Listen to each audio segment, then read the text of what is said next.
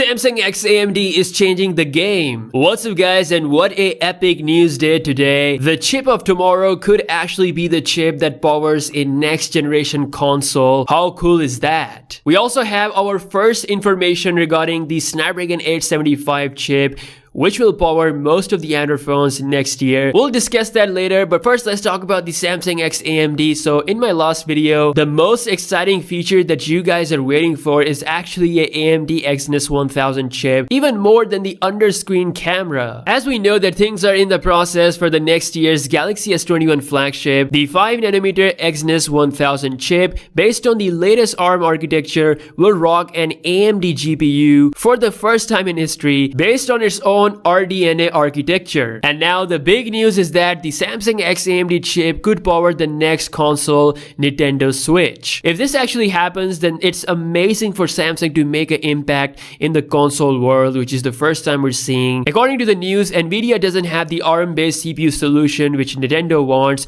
for its next console, and they're expecting to make a move and ask AMD for the help since they have experience in producing ARM-based solutions. And based on how closely they are working with Samsung, who is undoubtedly the most experienced ARM chip maker in the game, already building their next Exynos 1000 chip based on the latest ARM architecture, they are perfect for this collaboration. In my opinion, it's game changing. Imagine the same chip inside your flagship Galaxy S21 powering a console, a gaming console. That alone speaks for its performance. It sounds pretty awesome. I'm really excited to see what this will bring to the table next year. The super early prototype benchmark of the AMD GPU already beats the Adreno 660 by at least 15%. Imagine the final deal, that would be much better. Now speaking of Adreno, we have the Snapdragon 875 chip coming as well. So Snapdragon 875 is said to be a 5nm chip. It will also be cheaper for manufacturers than the Qualcomm 865 because this time the 5G modem is said to be embedded. So you can expect to see the X60 5G modem in there. We also have the latest Cairo 685 cores, most likely based